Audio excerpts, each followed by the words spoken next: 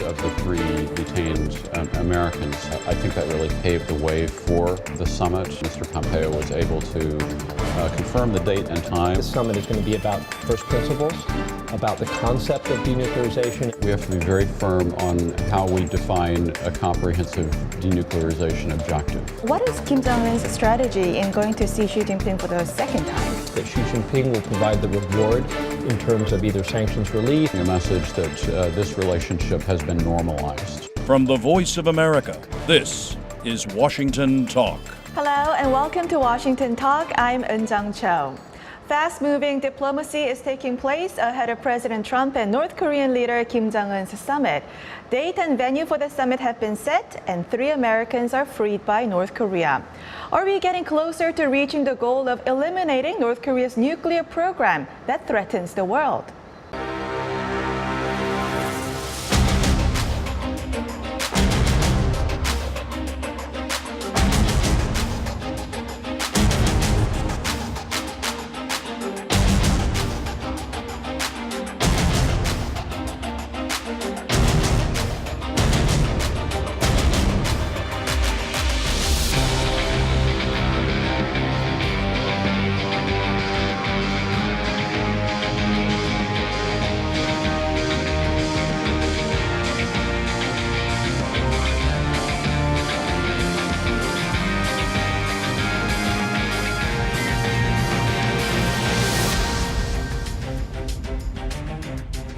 My guest today, Mr. Scott Snyder, Director of U.S.-Korea Policy Program at the Council on Foreign Relations. Mr. Snyder worked as an Asia specialist in many think tanks for more than 20 years.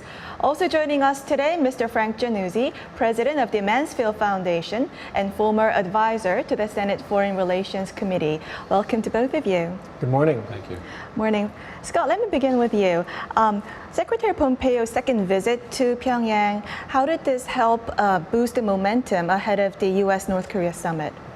Well, there are a couple of things I think that were accomplished by that visit.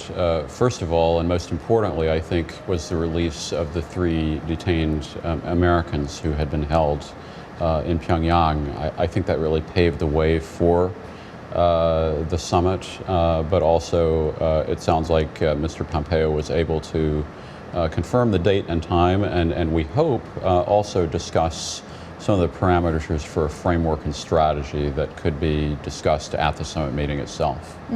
How did you see about the second trip to Pyongyang?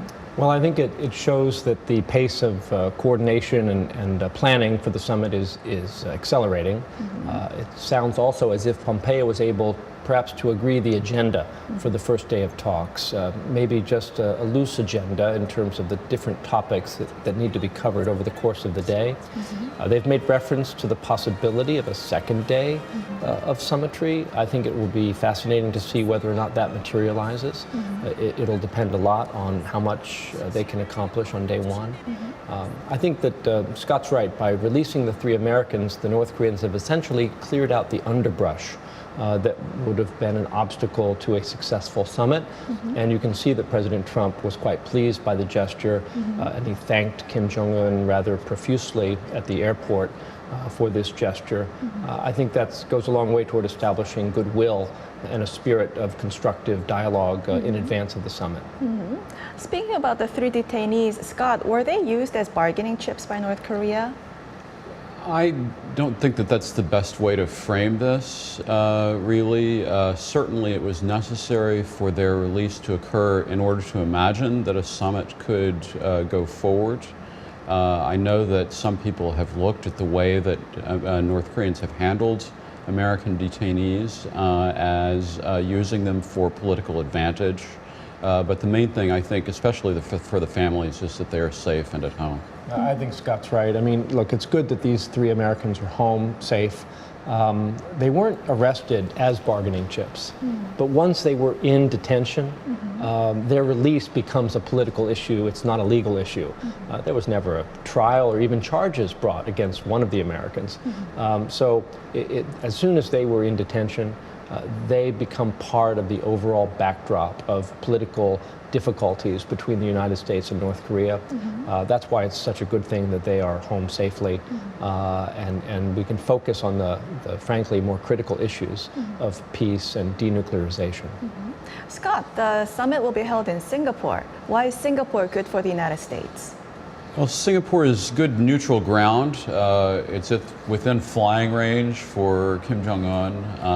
It's in Asia, but it's in a country that doesn't have a direct political interest. And so really, I think in terms of setting a location for this summit meeting, it was about eliminating the politically undesirable possibilities and finding a place that has the capability to extend the support that would be needed for a head of state meeting. Yeah, I think Scott's right. I would add a couple of points. One is that the North Koreans actually have a very well-established, sophisticated embassy in Singapore. In fact, a lot of the U.S. Negotiations and dialogue with North Korea occurs through two channels. One of those channels in New York City through the UN mission, the other channel through Singapore. And so the North Koreans trust that venue and trust its neutrality.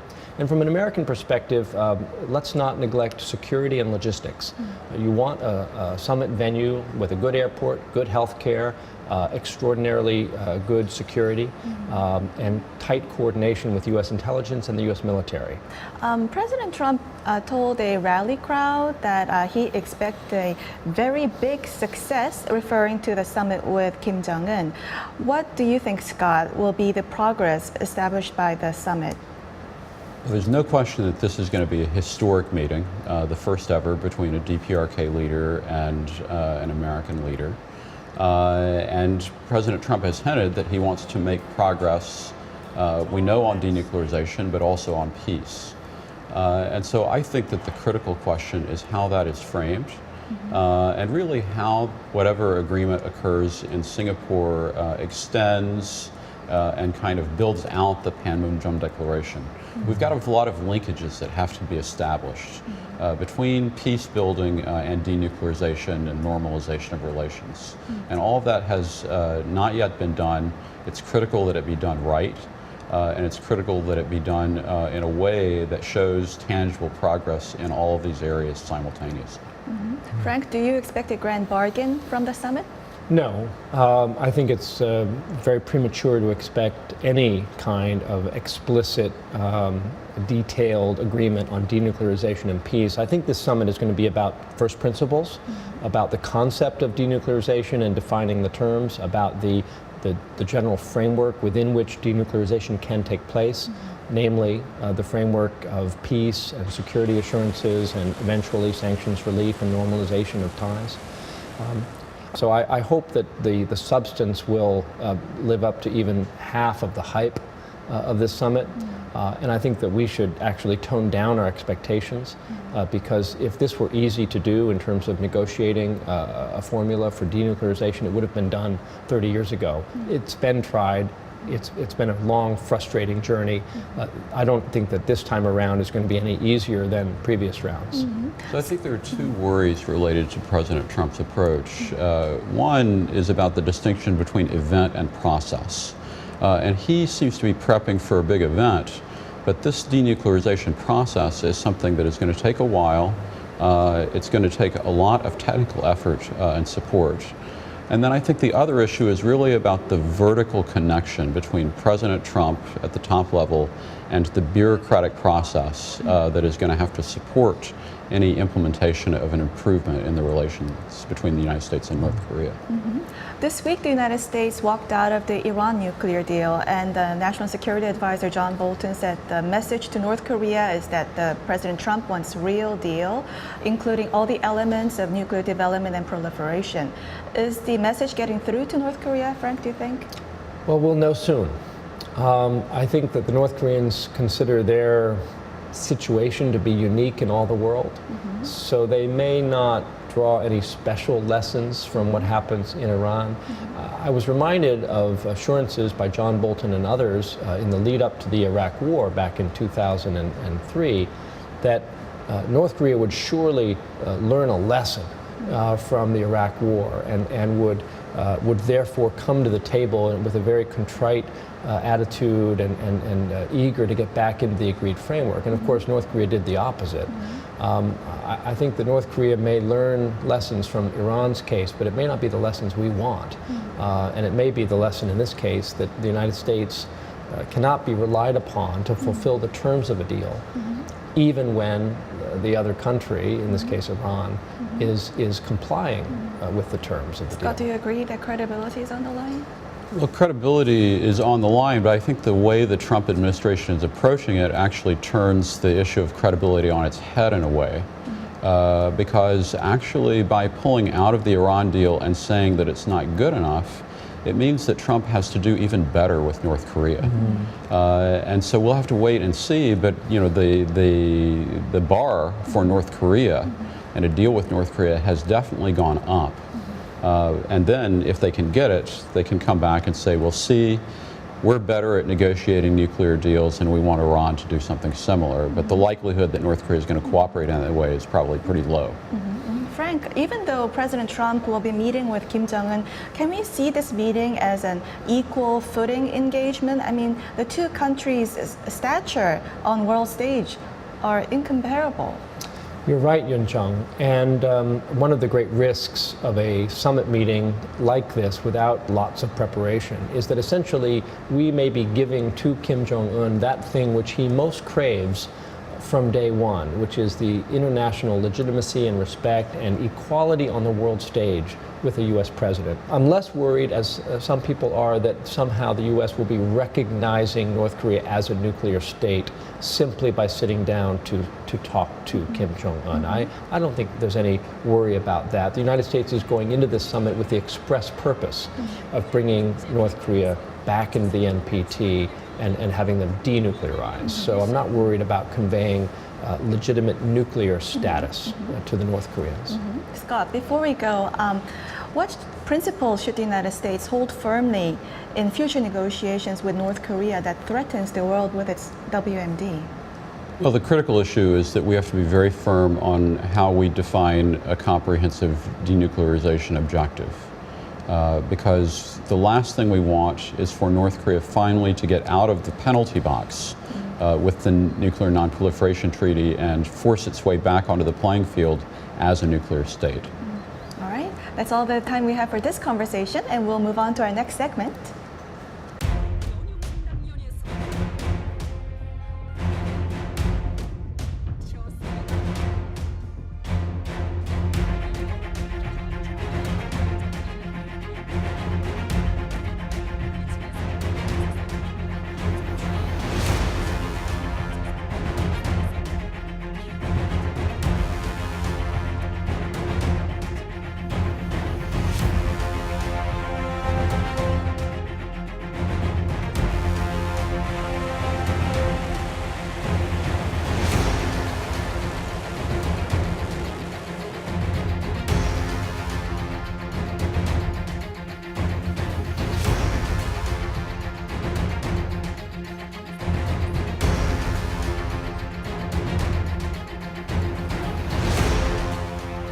North Korean leader Kim Jong-un flew to Dalian, a second surprise visit in 40 days to meet with Chinese President Xi Jinping. Frank, what is Kim Jong-un's strategy in going to see Xi Jinping for the second time? Well, you know, if you're going to engage in a struggle, you want to secure your flanks. And the most important flank for North Korea is China. So before he sits down with President Trump, he wants to make sure that his relations with China are repaired. It's been a very difficult relationship for all of Kim Jong-un's tenure. There does definitely seem to be a warming trend now. I think Kim Jong-un is hoping that if he makes progress with Trump, that Xi Jinping will provide the reward in terms of either sanctions relief or at least a loosening of some of the enforcement of the existing sanctions. But I also think this is about Xi Jinping himself wanting to remain relevant and central to the peace process on the Korean Peninsula. As one of the parties in the Korean War, China has a huge stake in the long-term outcome of the North-South relations as well as North Korea-US relations. And China doesn't want to be marginalized. So both Xi Jinping and Kim Jong-un have a reason for improving their coordination. Scott, how did Kim Jong-un's visit boost China's standing in the diplomacy around Korean Peninsula? Well, it's definitely sent the signal that China is not going to be ignored or neglected as part of a diplomatic resolution between the two Koreas. I agree with Frank about preparing for the U.S. summit because it's interesting that Kim Jong-un brought his Americas team with him to Dalian. But also, I think that as we go forward, China is going to continue to be an integral part of this kind of summit diplomacy related to North Korea. So, Frank, is China expanding its presence? Is this a help or a stumbling block for the U.S. in dealing with North Korea? Well, China has always been an essential ingredient to any successful effort by the United States to engage North Korea. Because if China doesn't support the pressure tactics in the UN, then we don't have leverage. And if China doesn't support any ultimate agreement between the US and North Korea, then frankly, that agreement will probably fall apart. So I think Trump is trying to strike the right balance here between engaging the Chinese and being on the phone with Xi Jinping regularly versus outsourcing the job of North Korea policy to Beijing. Because that's an outcome I think that the U.S. would want to avoid, because China's long-term interests in the peninsula do not align nicely with U.S. long-term interests.